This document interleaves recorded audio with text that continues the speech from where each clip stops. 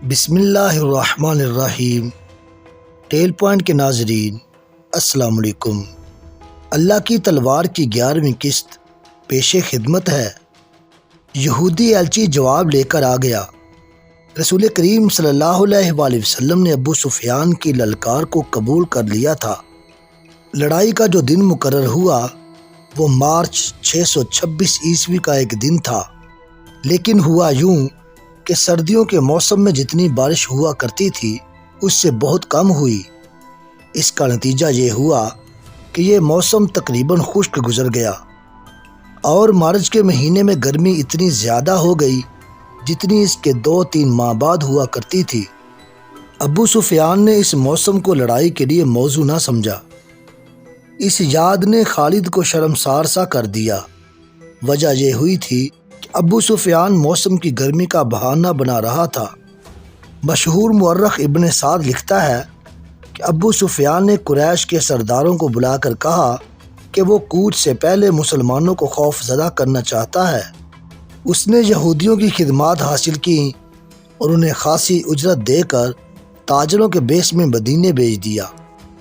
انہیں ابو سفیان نے یہ کام سونپا تھا کہ مدینے میں وہ یہ افواہ پھیلائیں کہ قریش اتنی زیادہ تعداد میں بدر کے میدان میں آ رہے ہیں جو مسلمانوں نے پہلے کبھی نہیں دیکھی۔ اس مورخ کے مطابق مدینے میں اس افواہ کو سچ مانا گیا اور مسلمانوں کے چہرے پر اس کے اثرات بھی دیکھے گئے۔ جب رسول کریم صلی اللہ علیہ وآلہ وسلم تک یہ افواہ پہنچی اور یہ اطلاع بھی کہ بعض مسلمانوں پر خوف و ہراس کے اثرات دیکھے گئے ہیں، تو رسول کریم صلی اللہ علیہ وآلہ وسلم نے باہر آ کر لوگوں کو جمع کیا اور اعلان کیا، کیا اللہ کے نام لیوا صرف یہ سن کر ڈر گئے ہیں کہ قریش کی تعداد زیادہ ہوگی؟ کیا اللہ سے ڈرنے والے آج بتوں کے پجاریوں سے ڈر گئے ہیں؟ اگر تم قریش سے اس قدر ڈر گئے ہو کہ ان کی للکار پر تم منہ موڑ گئے ہو، تو مجھے قسم ہے خدائے ذوالجلال کی جس نے مجھے رسالت کی ذمہ داری سونپی ہے، میں بدر کے میدان میں اکیلا جاؤں گا۔ رسول خدا صلی اللہ علیہ وآلہ وسلم کچھ اور بھی کہنا چاہتے تھے، لیکن رسالت مآب صلی اللہ علیہ وآلہ وسلم کے شیدائیوں نے نعروں سے آسمان کو ہلا ڈالا۔ یہ سراغ نہ مل سکا کہ افواہ کس نے اڑائی تھی، لیکن رسول اللہ صلی اللہ علیہ وآلہ وسلم کی پکار پر قریش کی پھیلائی ہوئی افواہ کے اثرات زائل ہو گئے اور مسلمان جنگی تیاریوں میں مصروف ہو گئے۔ دن تھوڑے رہ گئے تھے۔ کوچ کے وقت مسلمانوں کی تعداد 1500 تھی۔ ان میں صرف 50 گھڑ سوار تھے۔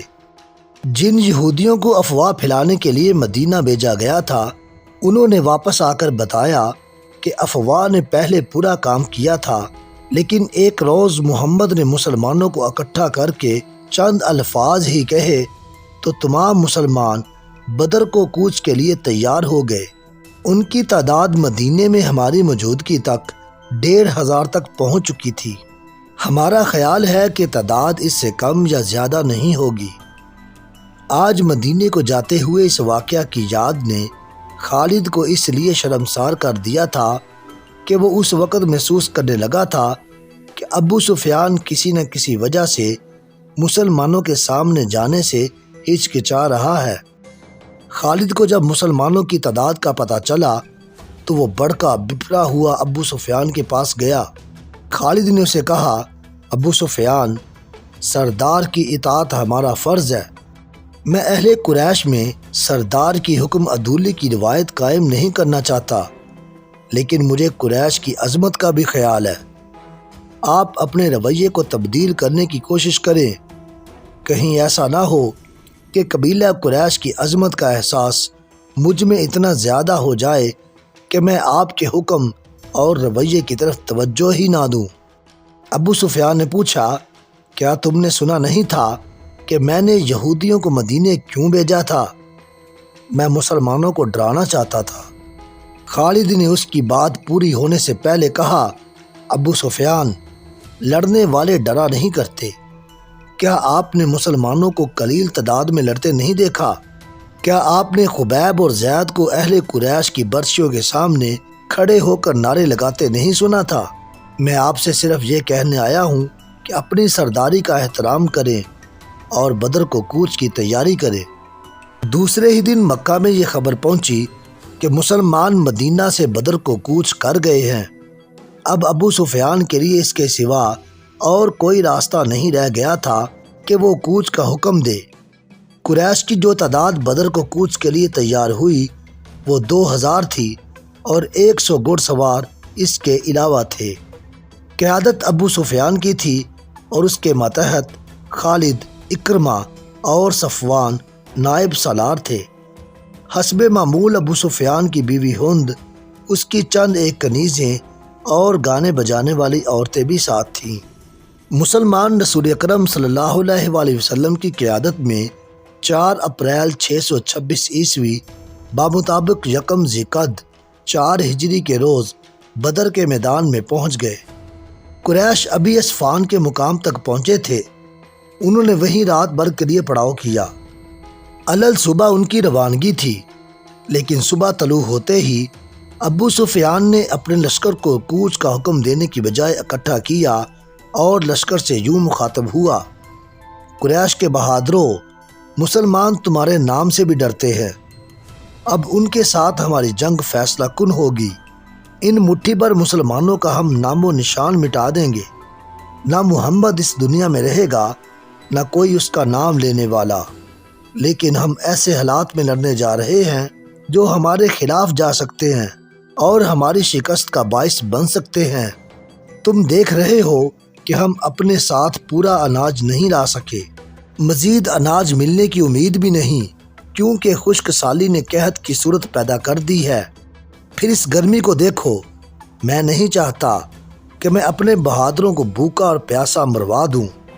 میں فیصلہ کن جنگ کے لیے موزوں حالات کا انتظار کروں گا۔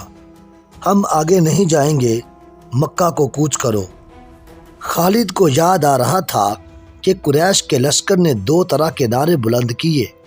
ایک ان کے نعرے تھے جو انہی حالات میں مسلمانوں کے خلاف لڑنے کا عزم کیے ہوئے تھے۔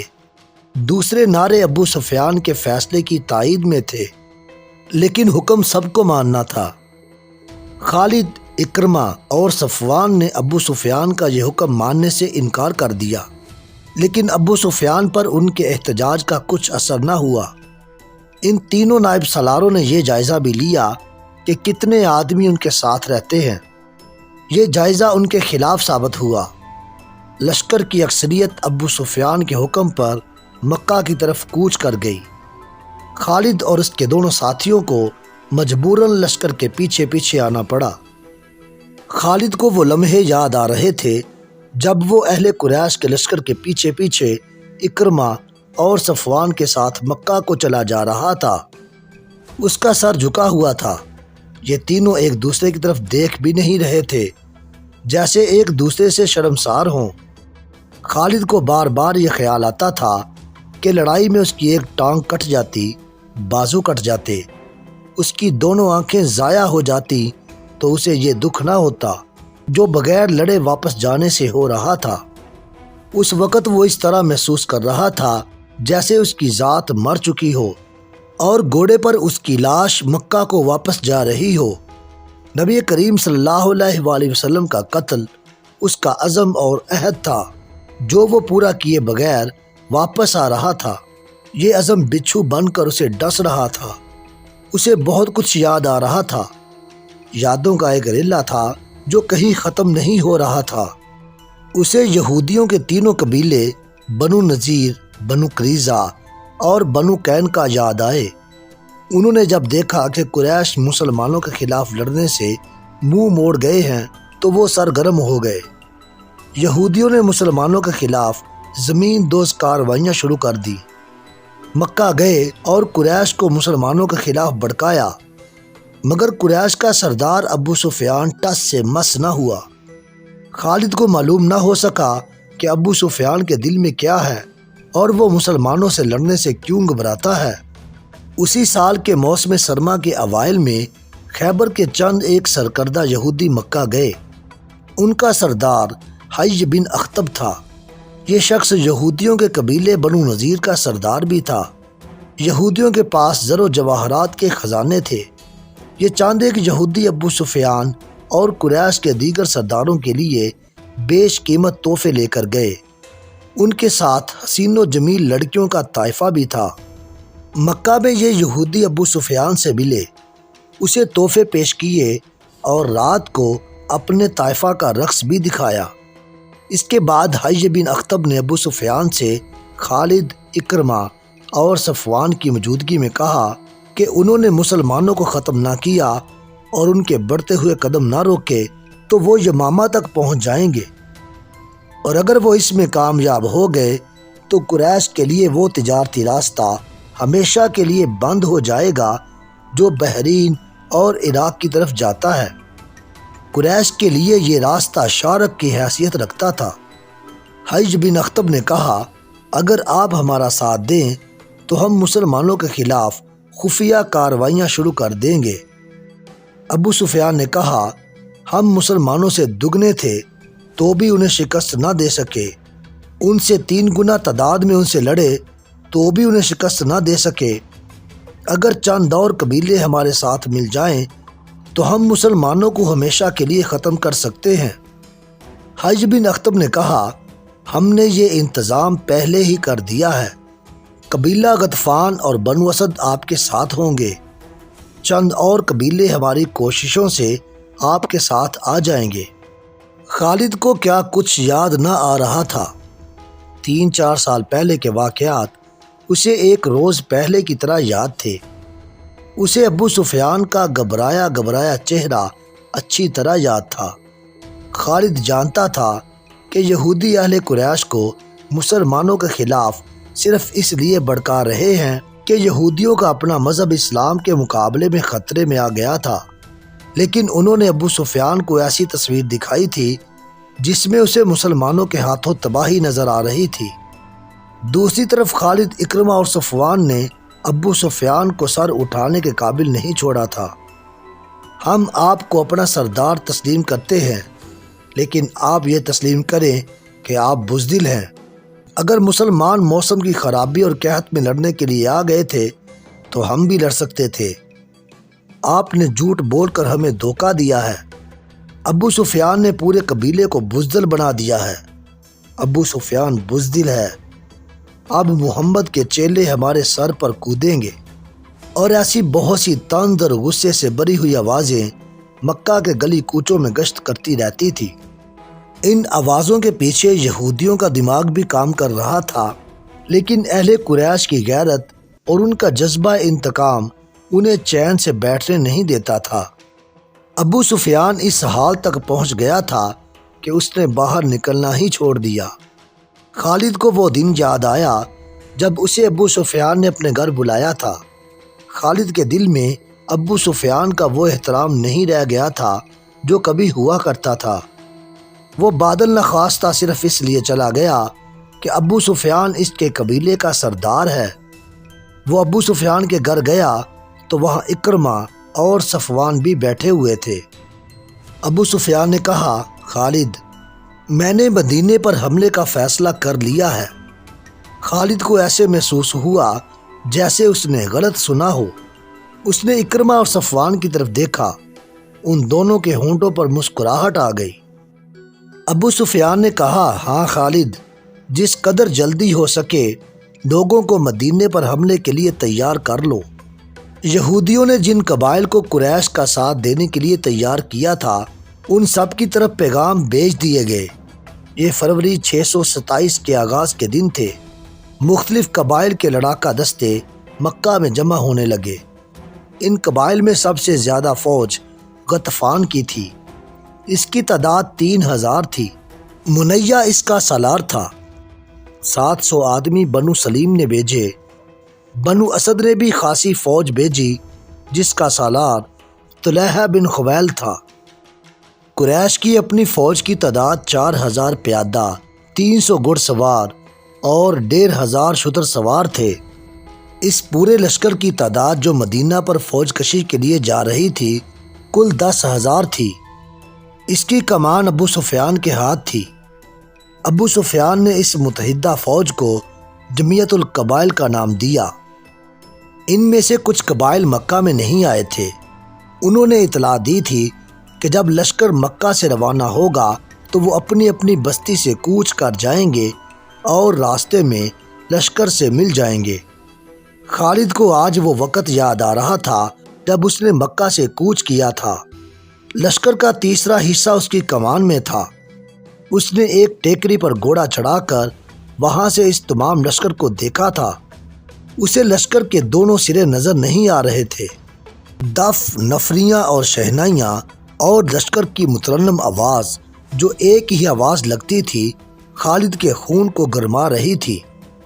اس نے گردن تان کر اپنے آپ سے کہا تھا کہ مسلمان پس کے رہ جائیں گے اور اسلام کے ذرے عرب کی ریت میں مل کر ہمیشہ کے لیے فنا ہو جائیں گے۔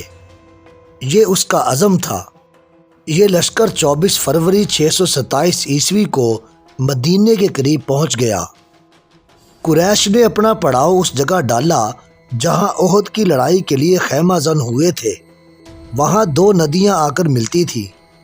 دوسرے تمام قبائل احد کی پہاڑی کے مشرق کی طرف خیمہ زن ہوئے۔ قریش نے یہ معلوم کرنے کے لیے کہ مدینہ کے لوگوں کو قریش کے لشکر کی آمد کی اطلاع ملی ہے یا نہیں، 2 جاسوس تاجروں کے بیس میں مدینہ بھیجے۔ ابو سفیان اور اس کے تمام نائب سالاروں کی خواہش اور کوشش یہ تھی کہ مدینے والوں پر بے خبری میں حملہ کیا جائے، لیکن دوسرے ہی دن قریش کا ایک جاسوس جو یہودی تھا مدینہ سے آیا۔ اس نے ابو سفیان کو بتایا کہ مسلمانوں کو حملہ آور لشکر کی آمد کی اطلاع مل چکی ہے۔ مسلمانوں میں خوف و ہراس پھیل گیا تھا۔ اس یہودی جاسوس نے بتایا سارے شہر پر خوف طاری ہو گیا تھا، لیکن محمد اور اس کے قریبی حلقے کے آدمیوں کی للکار پر مسلمانوں کے دل مضبوط ہو گئے۔ گلی کوچوں میں ایسے اعلان ہونے لگے جن سے تمام شہر کا جذبہ اور حوصلہ اونچ کر آیا اور مسلمان لڑائی کے لیے ایک جگہ اکٹھے ہونے لگے۔ میرے خیال میں ان کی تعداد 3000 سے زیادہ نہیں ہوگی۔ مورخ لکھتے ہیں کہ مسلمانوں کی تعداد 3000 سے زیادہ نہ تھی۔ انہیں اطلاع مل چکی تھی کہ مدینہ پر حملے کے لیے جو لشکر آیا ہے اس کی تعداد 10,000 ہے، جس میں سینکڑوں گھڑ سوار اور شتر سوار بھی ہیں۔ اس وقت تک عرب کی سرزمین نے کسی لڑائی میں اتنا لشکر نہیں دیکھا تھا۔ تعداد کو دیکھا جاتا اور فن حرب و ضرب کے پیمانے سے دونوں اطراف کی فوجوں کو ناپا تولا جاتا تو مسلمانوں کو لڑے بغیر ہتھیار ڈال دینے چاہیے تھے، یا وہ رات کی تاریکی میں مدینہ سے نکل جاتے اور کسی اور بستی کو اپنا ٹھکانہ بنا لیتے۔ 10,000 لشکر نہایت آسانی سے مدینہ کی اینٹ سے اینٹ بجا سکتا تھا، لیکن یہ حق اور باطل کی ٹکر تھی۔ یہ اللہ کے آگے سجدہ کرنے والوں اور بت پرستوں کا تصادم تھا۔ خدا کو حق کا ساتھ دینا تھا۔ خدا کو اپنے اس عظیم پیغام کی لاج رکھنی تھی جو اس کی ذات نے غار حرا میں عرب کے سپوت کو دیا تھا اور اسے رسالت عطا کی تھی۔ خدا ان کا ساتھ دیتا ہے جن کے دلوں میں حق اور صدق ہوتا ہے۔ یہ نبی کریم صلی اللہ علیہ وآلہ وسلم کی للکار تھی جو مدینے کے گلی کوچوں میں سنائی دے رہی تھی۔ لیکن اے اللہ کی عبادت کرنے والو، خدا تمہارا ساتھ اسی صورت میں دے گا جب تم دلوں سے خوف و ہراس نکال کر ایک دوسرے کا ساتھ دو گے اور اپنی جانیں اللہ کی راہ میں قربان کر دینے کا عزم کرو گے۔ جو ہمارے اللہ کو نہیں مانتا اور جو ہمارے دین کو نہیں مانتا وہ ہمارا دشمن ہے اور اس کا قتل ہم پر فرض ہے۔ یاد رکھو، قتل کرنے کے لیے قتل ہونا بھی پڑتا ہے۔ ایمان سے بڑھ کر اور کوئی طاقت نہیں جو تمہیں دشمن سے بچا سکے۔ تمہیں دفاع مدینے کا نہیں اپنے عقیدے کا کرنا ہے۔ اگر اس عزم سے آگے بڑھو گے تو 10,000 پر غالب آ جاؤ گے۔ خدائے ذوالجلال سوئے ہوئے یا خوف زدہ انسان کو معجزے نہیں دکھایا کرتا۔ اپنے عقیدے اور اپنی بستی کے دفاع کا معجزہ تمہیں خود دکھانا ہے۔ نبی کریم صلی اللہ علیہ وآلہ وسلم نے مدینے والوں کا حوصلہ اس قدر مضبوط کر دیا تھا کہ وہ اس سے بڑے لشکر کے مقابلے کے لیے بھی تیار ہو گئے۔ لیکن رسول خدا صلی اللہ علیہ وآلہ وسلم اس سوچ میں ڈوب گئے تھے کہ اتنے بڑے لشکر سے مدینے کو بچانا کس طرح ممکن ہو سکتا ہے۔ آپ صلی اللہ علیہ وآلہ وسلم کو یہ تو پورا یقین تھا کہ خدا حق پرستوں کے ساتھ ہے، لیکن حق پرستوں کو خود بھی کچھ کر کے دکھانا تھا۔ بچاؤ کی کوئی صورت نظر نہیں آ رہی تھی۔ خدا نے اپنے نام لیواؤں کی مدد کا انتظام کر رکھا تھا۔ وہ ایک انسان تھا جس نے عمر کے آخری حصے میں اسلام قبول کیا تھا۔ اس انسان کا نام سلمان فارسی تھا۔ سلمان فارسی آتش پرستوں کے مذہبی پیشوا تھے، لیکن وہ شب و روز حق کی تلاش میں سرگردہ رہتے تھے۔ وہ آگ کو پوجتے تو تھے، لیکن آگ کی تپش اور چمک میں انہیں وہ راز نظر نہیں آتا تھا جسے وہ پا لینے کے لیے بےتاب رہتے تھے۔ جب سلمان فارسی کی عمر بڑھاپے کی دہلیز پھلانگ کر خاصی آگے نکل گئی تو ان کے کانوں میں عرب کی سرزمین کی ایک انوکھی آواز پڑی، خدا ایک ہے، محمد اس کا رسول ہے۔ وہ تاجروں کے ایک قافلے کے ساتھ شام آئے تھے، جہاں قریش کے تاجروں کے قافلے اور کچھ مسلمان تاجر بھی جایا کرتے تھے۔ قریش کے تاجروں نے سلمان فارسی کو طنزیہ اور مزاحیہ انداز میں بتایا کہ ان کے قبیلے کے ایک آدمی کا دماغ چل گیا ہے اور اس نے نبوت کا دعویٰ کر دیا ہے۔ ایک دو مسلمانوں نے عقیدت مندی سے سلمان فارسی کو نبی کریم کا عقیدہ اور آپ کی تعلیمات سنائیں۔ سلمان فارسی یہ سب سن کر چونک پڑے۔ انہوں نے ان مسلمانوں سے کچھ اور باتیں پوچھی۔ انہیں جو معلوم تھا وہ انہوں نے بتایا، لیکن سلمان فارسی تشنگی محسوس کر رہے تھے۔ وہ اتنا متاثر ضرور ہو گئے تھے کہ انہوں نے نبی کریم صلی اللہ علیہ وآلہ وسلم تک پہنچنے کا فیصلہ کر لیا۔ کچھ عرصے بعد سلمان فارسی رسول خدا صلی اللہ علیہ وآلہ وسلم کے مقدس سائے میں جا بیٹھے۔ انہیں وہ راز مل گیا جس کی تلاش میں وہ مارے مارے عمر گزار رہے تھے۔ انہوں نے رسول خدا کے دست مبارک پر اسلام قبول کر لیا۔ اس وقت تک سلمان فارسی بڑھاپے کے آخری حصے میں پہنچ چکے تھے۔ بقیہ حصہ انشاءاللہ ہم اگلی اقساط میں بیان کریں گے۔